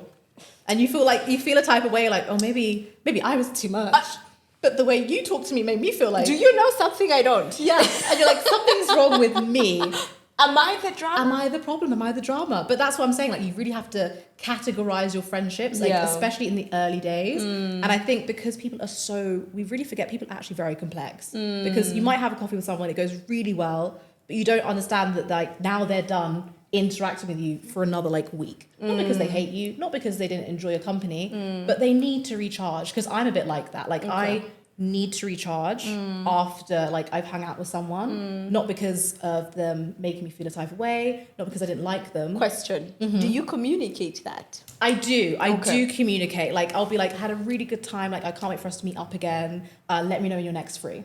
Then like that's left open for you to be like, hey, by the way, I'm also free on this day. Like, do you want to meet up again? Like I like to let people know like we're done now. Okay. Like we've finished hanging out, but I would love to do it again at your convenience. And then we share dates. So I like to communicate it to an extent. Yeah. But I don't want it to be like, hey, so let's meet up in 2 weeks' time again. And until then, I shan't be talking to you. Like, no, like let's leave it a bit open-ended, but let them know that like you really valued their time and you see like, it's giving relationship, but it's like you see a future in this friendship. So yeah, that's been my experience, like trying to create boundaries because of my own personality, but also trying to communicate that. And lastly, trying to make sure I categorize people because I think there's a tendency to make everyone your friend. Like, let's bring back acquaintances, you know? And not because of anything, but just because you can't be everything to everyone the same way they can't be everything to you, you know? So that's been my experience. And imagine that. That's on Becky. And that's on period. Segment 4. I love you. Let's get into it. All right. Let's get into it. So, money talk. Money talks. Bill's scream. I feel like you've been asking me. Let me ask you. Okay, you ask me. Okay, you go ahead. I'm standing on business. As you should. You're the interviewer. You're the journalist. Okay. So, Becky. Yeah. Money talks. Money does talk. Creators on creators. What has been your highest paid deal? I'm gonna keep it honest. My highest paid deal. We're gonna go out after this. Okay. It's in the million. No, I'm joking. So my highest paid deal, I'll put it in pounds just because it's easier, has been £14,000. But remember, I'm under management. Okay. So in the words of Taraji P. Henson, people need to get paid. So they need to take their 20%. So was this before or after the 20%? So this is before the 20%. Okay. So once they've taken their 20%, that's 11,200. So my highest pay after my management, this isn't after tax, guys, remember, is £11,200. Yeah. Yeah. That's what the highest And pay. how long was said campaign? Was this like distributed over a period of time? It was technically, yes, it was. But it was creating the content in one batch, which is why we got to push higher, because they did come at a lower fee. Yeah. I said absolutely not.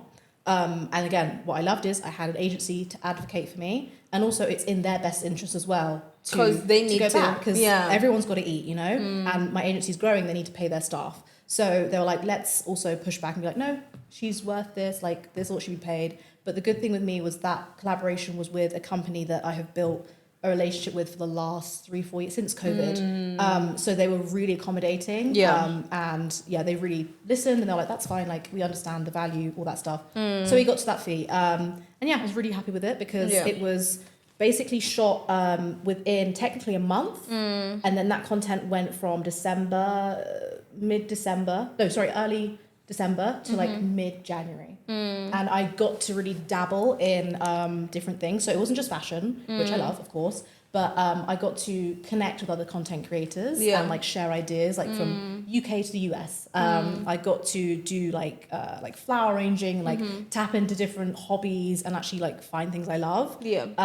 So that was a really fun campaign for me. The check made it even better. And I like the fact that it was hit these points, get your bag, and we're done. Like, I loved it because it was a tight turnaround, but a nice big budget. And it kind of also had that creative freedom, which it kind of had the best of both worlds, of everything, to be honest. So that was my highest paid deal to date. Yeah. Like, how much is 11,300 pounds? What's the conversion? Just doing the math. 2.24 million. Yeah. So Becky,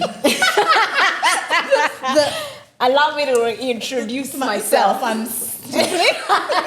It's you look lovely. Thank you. Oh my gosh. Thank you so much. Yeah. Oh, we should go for lunch. We should. So it's on you. Yeah? Across the pond. Okay, amazing. Yeah. Like, take me across. Let's go. Take me with you. No, for sure. But do you know what? The crazy thing is that collaboration came about because the people, and also I love like this idea is that my name has been in the room with these people and it's been inserted so many times that it's almost, I don't have to prove my worth, which is great. And the people that were in the room, one of them that I know of looked like me, which I cannot express the importance. You saw the resemblance? No, I know the people. Yeah. And the person in the room who is like working. When you say it looks like me, do you mean she's black. Oh, girl, I thought you meant she like said she was my twin. Me and my twin work very closely together.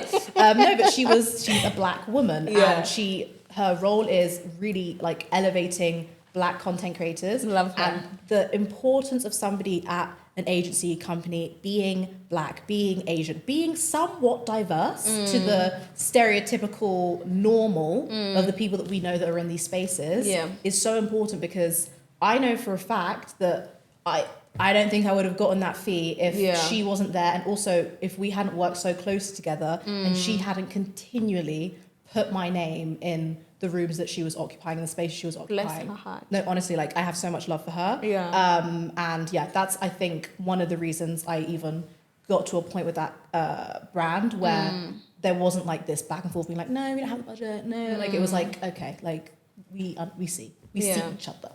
Yeah. Stephanie. Yes. What is your highest paid deal? You know, interestingly enough, when we began this conversation and you were saying, we've had this conversation actually before when we were saying how you feel as though if you transitioned in another multiverse, definitely not this one. Yes. If you moved here to Kenya, then you wouldn't be compensated in the same ways that you are compensated there. And never have I, like, as you were talking, I'm like, and imagine that. Imagine that. My highest paid deal would not even come to, we converted and it was what, 2? 2.2 million. Okay. it wouldn't even come to okay, a quarter, that's a lie, a third of that. Okay. So I'd say maybe around the 600s. 600,000. And that was over like a 3-month period. Nice. And it's fascinating to me. That's why I'm like, do I need to move across the pond? You know, my brother, for example, we had this conversation because of his following, his engagement. I'm like, if you were in the UK, Oh my goodness. guys are ballers. Yeah, like, and also you as well. Like, if you were in the UK, like, I know the fee, it could be higher. Yeah. But for me to get to that point is 6 years in the making. Like, She said, girl, I've been doing overtime to get to this point. But also I think like if you were in the UK, it would be very apparent why you may not want to be there. okay. Because She said, don't come to this side of the pond. like, it's great, like when you think about it in the monetary aspect, where if you know you're able to earn that much and then now bring it back to Kenya, it's great, which has always been my plan. Especially investment wise. Yeah, because reparations. We take and we bring it back. Thank you. We're still waiting. So I'll do my part till then.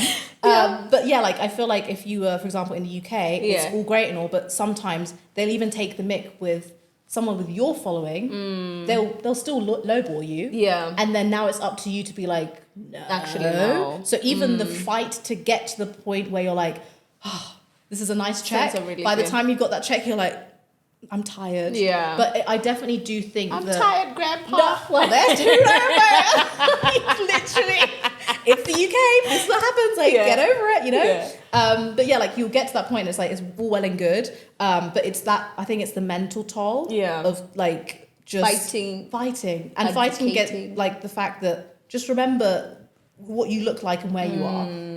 But yeah, I think if you were to go there, you definitely see a huge difference in income, but there's a lot that comes with it. Especially, I think, if you haven't grown up in the UK, the mental strength it takes to survive. No, literally. The mental strength it takes, I think, to get through, like, the corporate side, I guess, of content creation and dealing with the brands is a lot. And it's kind of that, you know how you're saying that your mind can be mean? So now it's my mind and you at the agency are being mean. Because they're like, being mean. Yeah, like, you're being mean. Yeah. You know? Like, stop. You're being mean. Yeah. Because now it's like my mind is now saying, actually, don't ask for too much. Like, you're even lucky to be here. Yeah. And now they're reciprocating that, being like, we just don't have the budget. And, you know, content creators with your following, with your engagement, basically saying, you will never get, you know? Oh, you deserve this and not anything more. Exactly. So I think it would be so interesting, like, say if you went there like for a year or something, to see that difference. Yeah. But then it would be very interesting to also hear from you, like, how's your mental health? Yeah. How's your heart? How's your heart? Like, truly. So yeah, that's it's definitely got its benefits. Yeah. But it's also got a lot of cons. Yeah. But yeah, I think even though you're saying it was 600. It was and 30, 630,000, which is, I think, I don't know what that is, but I know that's closer to the 1 million mark. So in my mind, I can figure out the general fees, like probably 3,000. Okay, that makes sense then. Okay, over a 3-month period of time, So I get it. Like, I'm not surprised. Like, that is how they do the rates here. But then, but that's just like I have received the funds. Yeah. Now let's get to a cost. Now after. Yeah, I have a team. You do have a team. I do have a team. Wonderful team. Great team. Shout out to you, team. Good luck for them. But they got to be paid. And then we have delayed payments. Yeah. Oh, yeah. So it's like the money's good, but yeah. And I remember I waited for that payment. It wasn't delayed, but I was still with the contract time. I said, see, I pigeonhole all this money. I have a trip coming up. Dear client. Yeah, dear client. Has been credited into card ending. That's what I'm waiting ending for. That's what I'm waiting for. We all are, honey. We all are. Yeah. If you're watching this, please. Pay us on time. Yeah. Pay us on time. Becky. Yes. What is the lowest deal you've ever taken and why did you take? I think we know the why. We know. I need the money. We need the money. I need the money. Actually, funny you say that. We need the money. When I've taken several deals, early doors, for £0. So the reason I took them is... Wait, what? So you weren't paid? Weren't paid. Okay. Because of course not. Sure. But the reason I took them is because it was more the, oh my God, a Portfolio? brand. Yeah, like it was portfolio. I get it. I hadn't even thought that like long-winded or that far out. It was more like, oh my goodness, they've reached out to me. Meanwhile, you travel to London to take that content. That's £50. Yeah. You got your lunch. That's £30. You got a drink because you started to get lightheaded from shooting 6 hours. You know, that's another £10. Like it's getting close to the 100 mark, and you've been paid nothing, honey. And I was paid nothing. But I had to take it because why not? Like I had nothing else to really to prove, like Reference. yeah, and I was like, if I don't have this, then what can I bring to the table in the future? So it's like, you think about it in the short term, you're like, oh my goodness, they've approached me. But then now when you're finished, you're like, yeah, I spent all this money. This needs to now be referenced again when they come to me and be like, hey, so she actually did this campaign with this brand, by the way. So maybe that will now push you towards the £50 mark. Yeah. So yeah, it would have been £0 for that. And then the lowest after that, well, the next one would be £50 was my lowest, technically, like if it's an actual figure that's above 0. I think the lowest lowest deal I've taken was, and I say lowest in hindsight because I realize that people were being compensated even way, way more. And at least the person who came to me, I think at the time it was also coming from a place of ignorance and naivety, where I was like, oh, how much, Sawa? Yeah, you're like, it's money, I'll take it. Yeah. But now in hindsight, and I remember having a conversation with another creator, and she was like, you must be compensated. And I said, girl. Conversation. Jaw drop. Gobsmacked. Flabbergasted. Behooved. Perplexed. Flabbergasted. All of the above. Yeah. So, in hindsight, I really should have been paid at least more. So I think for maybe creators within that time and range, it was probably like 2 years ago, people were being compensated from maybe 80K going up, and I was being compensated 30. So it was a pain in there. It was a pain for sure. Realizing that people, and it's not that big of a discrepancy, but you can already tell. They were, and even said creator was like, for someone with your following and engagement, they were a surprise. Yeah. But at the time, I didn't know any better. Yeah, and but now I do. The lack of transparency straight off the bat. And if she hadn't spoken to you, I would have been like, you'd be like, probably that's what everyone else is being paid. Yeah, and so that's why it's really important, like us to be like, hey, by the way, what are you? Oh yeah, like That's now like I ask creator. Shamelessly. How much have they quoted? Yeah, and then I'm like, so whatever you said, I'm going to add another 10% on that, just in case. Yeah. Because you never know. Yeah. Like, because sometimes people don't always want to tell you. Yeah. They'll be transparent, but like, there's still that. Yeah. I remember I was once on a campaign. I didn't actually do the campaign, but I remember we went for the negotiations and everything. And we even made like a WhatsApp group for the creators that we were there present. And we were like, whatever they quote, you come and tell us in the group. Yeah. And then they called us the next day and they quoted everybody the same. When we have different engagement rates, different... it's not even about numbers. Even for someone like me, my production costs are always higher than, let's say, if you just shoot on your phone, which is not to take one from the other. No, it's I know just what you mean. our It's different just reality. realities. Yeah. Exactly. And so I was like, are we all being quoted this? Because we're not all going to create the And same. then I remember all of us added. And they were like, and they gave us another counter. All 6 of us. So where did all that money come from? Where did it come from? Who knows? It's Where? perplexing. Like, I don't know how you get this money all of a sudden. And it's wild that it's like, you have to fight just to get the bare minimum. To get your foot in the door. Yeah, and they're like, oh, okay, I guess we'll concede. Like, why didn't we just come? Yeah. I know it's business. Obviously, you're meant to haggle. Yeah. But, like, you don't have to haggle your salary that much, you know? Like, let's have a base. If you haggle payment, then you get haggle content. Yeah. That's what you'll get. Right. Yeah, as they should. Yeah. Yeah. So, going off of the brands that we've had relationships with, how do you negotiate with them when it comes to branding? I mentioned this earlier. You did. What's your budget? Yes. I love a Uno reverse. Yeah. I'm like +4. I hear that. That's a good one. Double it. What was your budget? Because I feel like sometimes I have been in situations where we are so fixated on this media kit and rate cards. Fine, we can have a standard, but then I realized in so many instances I sent my rate card and I boxed myself immediately because they were like, as per your rate card, this is what you have charged. Tell me your deliverables first, tell me your budget. Cool, I'll let you know. Yeah. I think that's the best way to do it. Yeah. So now I either ask you for your budget and if you want, or the deliverables. I can do both. So if you give me a budget, I give you the deliverables. If you give me the deliverables, I send you a quotation. Yeah, I think that's how it should be. Yeah. Because it's like you can have a standard, but as soon as you get that brief, you're like, okay, this story... It demands more. This story or this reel... It demands more. Yeah. I need to get four pieces custom made. Yeah. I need to rent out a aesthetically pleasing space. But my rate card says that amount. That amount. And that's that amount. And that's because I haven't seen your brief yet. So, yeah, that's very interesting. Yeah. Yeah, So I think it's now very important. I think even for other creators, I would advise you tailor the budget to the rate card and vice versa. That's good. I like that. Yeah. So that's how I do. I negotiate moving forward.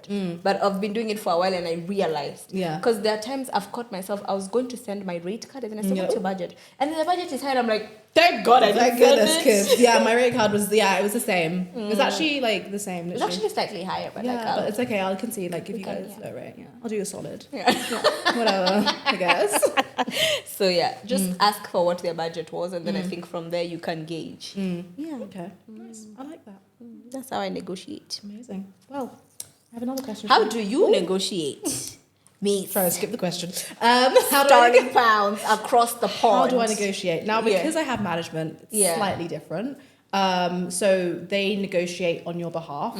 So what they do is before they bring it to me, is they will talk to the brand. So the brand will be like, hey, we have a budget of 1,000. They say, absolutely not. Yeah. We have Rebekah's rates here, and this is how much it would be. And also given the deliverable, because they already know me, how I work, the time I take. Like given Rebekah's workflow, given Rebekah's rates and previous content, previous brands. Hello. I've got the portfolio to show you. Yeah. This is how much she would, require. Then they send that to me, and they're like, hey, so we're currently in negotiations, and this is the figure we've got to. This is the brief. These are the deliverables. Are you, 1, happy to work on this campaign? 2, what do you think of this budget? Hi. I say, thank you so much for sending this over. And then I read through it, and I'm like, okay, giving the deliverables, giving the brief, because now my brain's going, I'm starting to see the visuals. Yeah. I'm like, okay, that's going to take this much. I'm like, okay, really appreciate that we've been able to get to this rate, but just given how much this takes, or given the deadline, or given the caliber of this client, can we please push it closer to this mark? So then now they go back and they negotiate. So I'm involved in the process. But like I said, I have my advocates going before me, first, and then they feed back to me, and then we get to a place where we can agree. They stand in the gap. I love They that. really do, yeah. So that's how I negotiate with brands. What's the number one thing you ask brands before you collab / Is there any wiggle room with this budget? Yeah. That's it. That's Is it amenable? Yeah, because I'm like, I'll read through the deliverables. I'm like, okay, yeah, because they never bring me a campaign I wouldn't want to work on. Yeah. So I'm like, I know I'll like the campaign either way. Deliverables are cool. I'm seeing the figure, and if I don't like it, I'm like, hey, what's the wiggle room? Let's just figure out if we can do that straight off the bat. If not, then that will now colour how we're going to go forward. Yeah. Yeah, because I also need to see that we can, because if I can compromise on certain things, let's both compromise. Yeah. So that's my number one question. Is there any wiggle room with this budget? How about you? Before even we get to me, I'm curious. A follow-up. Yeah, go ahead. I love a follow-up.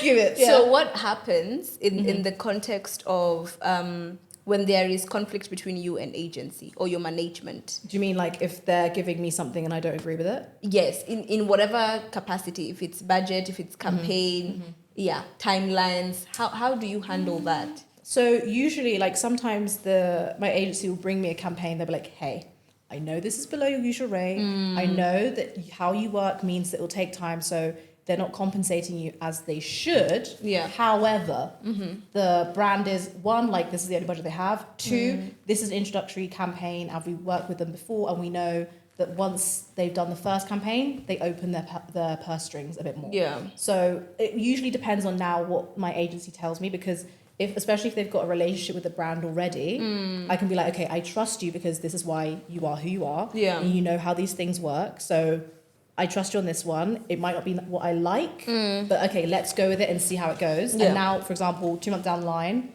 the brand's like, yeah, we're happy to open the budget more. Yeah. And I'm like, okay, now I can see your proof of concept, and I see why you said that.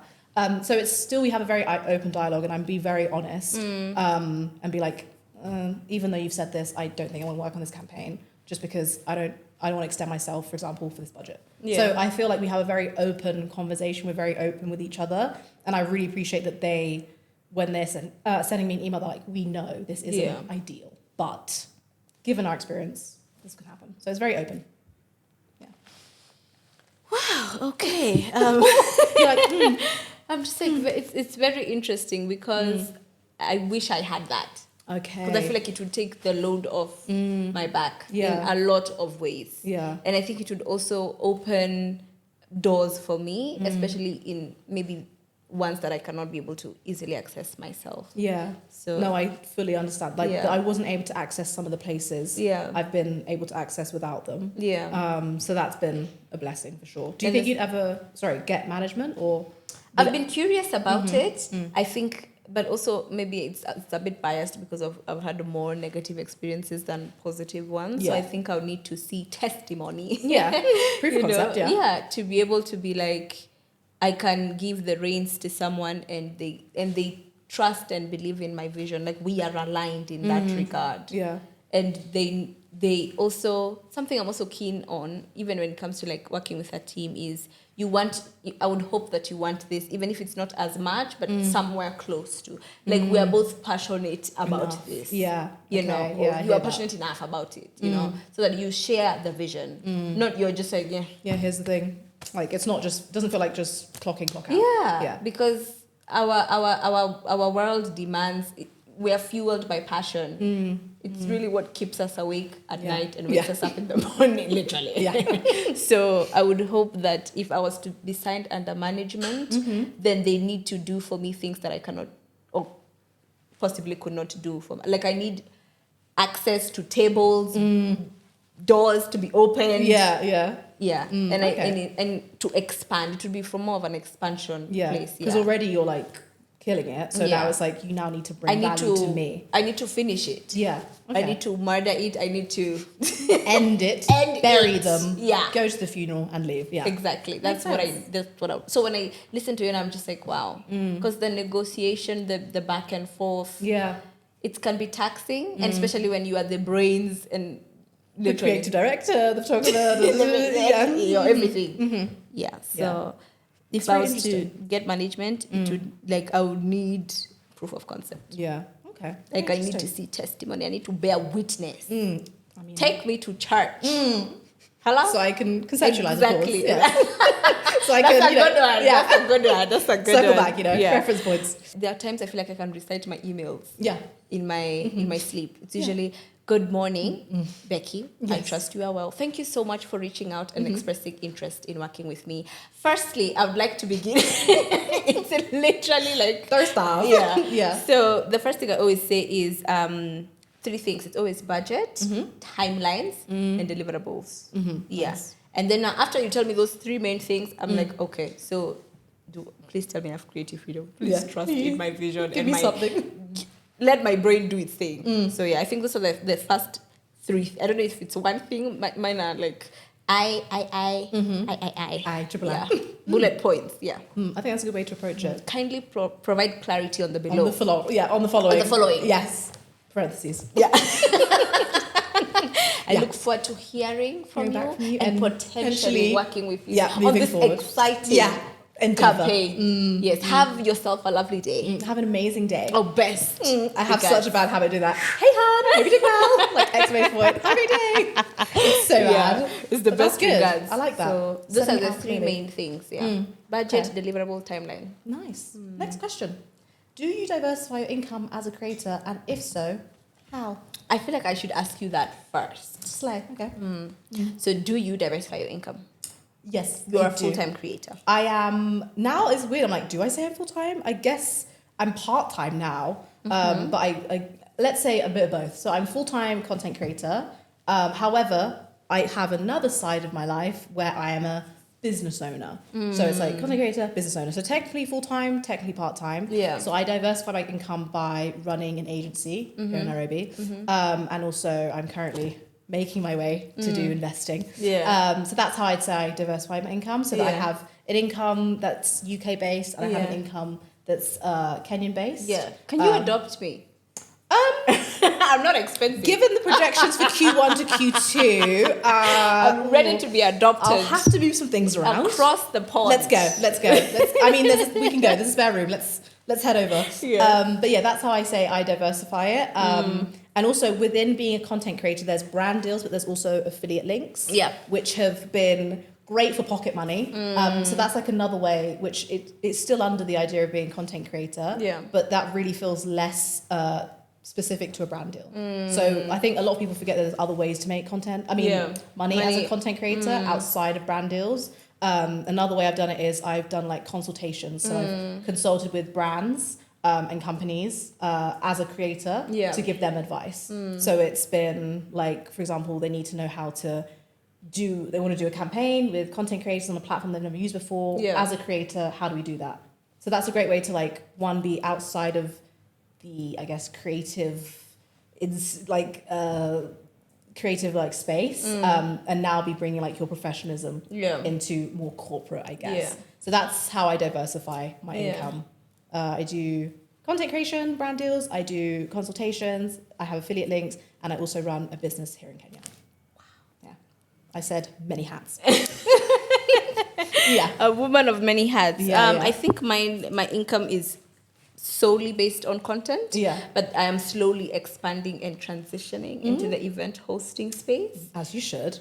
Thank you. It's been an interesting journey. I remember even the one of the main ones that I did during this last quarter was from a conversation I had with someone, and I was like, I really want to do it, and they were like, okay, bet. And then we never had the conversation again. Nice. And then weeks later, they're like, are you available on 8th December? Amazing. You're the one doing this. I said, nice. Ouch. So is that like, what was the event, if you can Oh, share? yeah, it was the Body Shop. They just had launched their second flagship store at the Sarit. So I emceed the launch. I get the MC. That makes that such that makes such sense. It's a space I really wanted to try and get my foot in. So when the opportunities have arrived, what's the word? Arisen? Jesus. Presented themselves. Been accorded to me, slay. I have taken them by the horn, and I can't wait for 2024 to continue to do that, because I feel like I know I can be able to offer a unique event hosting experience, especially as for brands, because I'm also a creator. Yeah.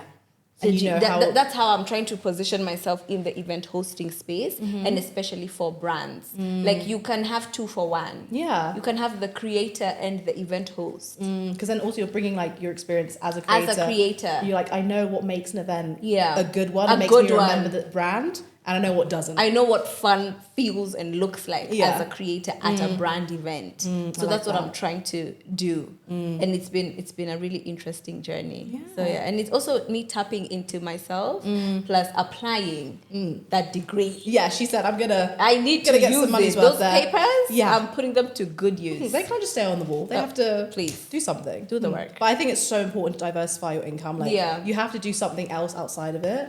Especially like for me in the UK, I feel like if you don't diversify your income in the UK, good luck surviving. Yeah. Because they're not going to pay you the same as your counterparts. Trust me. Like, so yeah, I think it's really important to diversify your income as a content creator. Also, there is a finality, it feels, with content creation, where it's like, I can't be 40. Yeah. I don't think I can be 40 doing this. I don't have the strength. I don't have the mental capacity. So I want to give myself from now till 40 then peace out. Yeah. So I think it's really important to have like something in the back. Yeah. So I think it's really great as well that you're going into like emceeing as well, because I think outside of like the SNS show, I know that like open so many doors for you because of just your personality. Even the SNS opened many doors for me, because one of the reasons I even started it was to prove a point to myself, my parents, etc. But it was to remove. I felt like I had boxed myself into this beauty or like reduced. And if you are sometimes I feel like I constantly have to counter what I'm saying, like, so that it's not taken proportionately out of context. Yeah. But it's usually from a place of I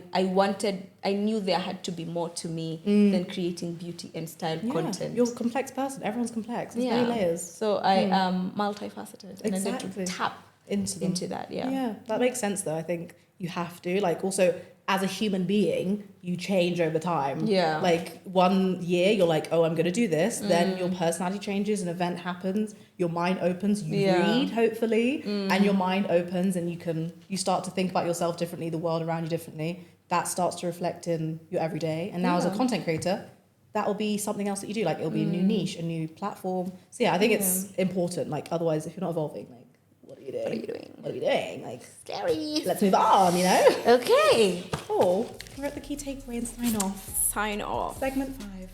Wow. We're here. Who'd have thought? Who'd have thought? And imagine that. Proceed.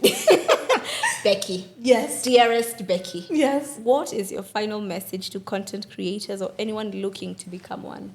I would say think. I know there's like this idea of like just pick up your camera and go, but there should be a thought behind what you're doing. I think sometimes it's just picking up the camera and starting is all well and good, but if there's not a longevity and something that you're starting with to not prove something, but to get across a specific message or specific thing that you're interested in, don't just start like filming something. I think, content creation is great and all, but I think it's because it's become so popular, there's this idea that it's so easy, just get started and the success will come. No. No. Yeah. You have to put in the work. Maybe think before we press record. A lot of people have pressed record and said things and done things that just really didn't need to be said or done. So I think about what you want to do. And I think a lot of people say this, but like think about your why. But I think you have to, like even when we were talking about why we started, there was a why, you know, like, and that's why we started. We didn't just pick up the camera. Yeah, it was like there was something that inspired us and that's why we wanted to channel online. So think before you start, find your why, and then start. And also I would really try super hard to, oh, they're waving at me, try super hard to sometimes not listen to your brain. Very mean brain. Yeah, because listen to your heart. Listen to your heart. She's kind. Yeah, she's an absolute babe. The brain isn't always right, so trust your heart. Yeah. Think before you start. Yeah. Find your why. That's what I'd say. Oh, you're going to hear this for the upteenth time. And I'm excited to hear it. But the desire to create. I should say it more slowly. Go ahead. And then we have these profound silences after. Of course. Becky. Stephanie. The desire to create is one of the deepest yearnings of the human soul. Wow. And imagine that. I was trying not to burst into laughter. And that's such a good point. It is because, as I said, we're fueled by passion. More passion, more energy. Yeah, I'm really liking this. So I hope my message generally is to keep creating, and I hope you create from a place of want and not need.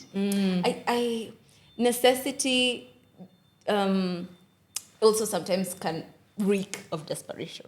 Ooh, stinks. But I am also, acutely aware of circumstance. Like I'm not negating that. But I genuinely hope that if you want to start or if you have started, that innate desire to create comes from within, and that you keep creating because you want to, and that you enjoy it. Yeah, exactly. That's really my message. It's a beautiful message. Thank you for sharing. Wow. Yeah. So profound. Well, could you give us the tea and let us know if you have any future exciting projects coming up? I know it's long overdue. I think I'm so tired of being asked, where is the deck for love letters? Oh yeah, okay. Nice. So I really want to get that, you know how you're saying, I don't know unless I'm confusing conversations, but because content is not sometimes tangible. So I think with the deck, I feel like there'll be tangibility. Like I will have like products. Yes. Placement. Proof of concept. Exactly. Yes. So that's, it's been in the works for a while. So I'm hoping that we can actually bring it to fruition. And then I'm also working on another fun project. I don't want to give too much, but it is an extension of the SNS. Oh, keep it locked. I'm excited. Just going back to your cards you're talking about. Yes. Do you mind expanding a little bit on what they are? So a love letter is a segment that we have dedicated over on the SNS to change and shape the narrative around relationships, whether they are platonic, whether they are familial and or romantic. Oh, nice. So on the deck, it's because of the segment we have now, the cards. So you can play a love letter siblings edition, a love letter couples edition, a love letter parent and child edition, and a love letter friends edition. Nice. So we had curated questions which all the guests who come, those are the questions that they play. So to give that to my audience, to give that to the friends. That's good. Because that's I think their love letter a lot deck. of those cards are quite targeted to couples. So I love that you've gone to like family. Friends. That's really good. Siblings as well. Yeah. We have a lot to work through, me and my To unpack. siblings. So I will be purchasing the sibling edition. And then parent and child. Yeah. Who needs therapy, you know? Very When you excited. have a love letter, Exactly. you don't probably need therapy to process. Exactly. You don't need it. I've got SNS coaching cards. It's fine. Fixing families. No, one therapy's deck also at a important. time. Yes, exactly. exactly. Yes. What about you? Me? Do I have anything exciting coming up? Well, interestingly enough, I do. Some would say I'm living in that moment right now, and I'll let you An decipher. answered prayer. Yes, I will let you decipher what that is. In terms of anything physical that you can see, I hate being that person be like, something's coming. Can't talk about it too much. Something's coming. Yeah. But I can't talk about it too much. But something that I've been able to tap into my degree again. Like, let's use architecture, spatial design. Yeah. I've been able to do something with that. So that's going to be hopefully done by end of Q1. Yeah. And when that happens, I will be, of course, letting you know. But other than that, I'm just excited for the year to keep creating. Yeah. So nothing in terms of like that I'm specifically launching outside of other things. Yeah. But it's mostly one big project and one project that's curated to like my passions, which is interior design and spatial design. Yeah. Well, so bloody excited. I'm excited to share, honestly. I really am. Exclusives here only on the Creator. Don't touch that button. Please. Please. Okay. Okay. So, where can we find you online? Online. You can find me at Stephanie Nganga on Instagram. And then you can find my love child, my labor of love. One of the only reasons I wake up and go to sleep. The SNS by Stephanie on Instagram and YouTube as well. Where else can you find me online? TikTok soon, maybe. I don't know. I think you'd be really good on that. The guys will eat you up. I love it. In a good way. They do that in a good way. Yeah. I think those are the two places. I mean, I have Twitter or X now, but it's just for entertainment. Pick a name. Pick an identity. Pick something. Where's the consistency there? Interesting. I don't know. That's also a platform. And funny enough, when I started, I used to post on Twitter my stuff, and then someone on the list was like, I'd rather not. Well. Next question.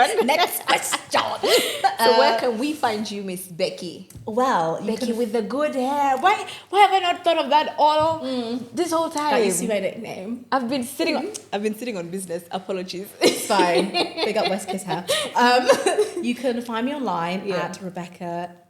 No, you can't. You can find me online at I am Nkirote on Instagram, TikTok, and Pinterest. Yeah. And that's my handles everywhere. Yeah. Wow. Pinterest. No, honestly, Pinterest. One thing about me, I'm good at Pinterest. Yeah. In the morning, in the evening, whenever I can. I think out of all platforms, it's the most calming. Yeah. Like I've never opened Pinterest and I'm just like, Oh my god. You just want to get a copy and just scroll through, just make your little vision board and your wedding, your apartment, your job. I have a lot of I have a lot of like boards on Pinterest. Some that don't actually exist yet. So that's really interesting that I'm doing them. But I love a good Pinterest like morning session. On the weekend. It's so good. On a Saturday morning.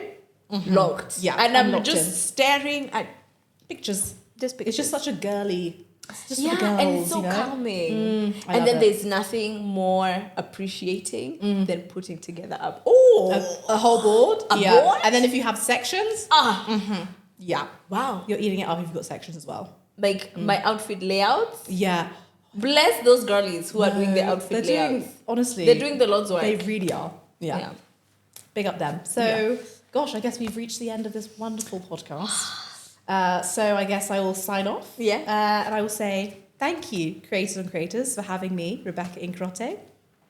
Oh, thank you, Creators on Creators, for having me, Stephanie Nganga. Make sure you like, Comment, and subscribe. And follow Creators on Creators for more episodes. Yes. Keep it locked. Bye. Bye.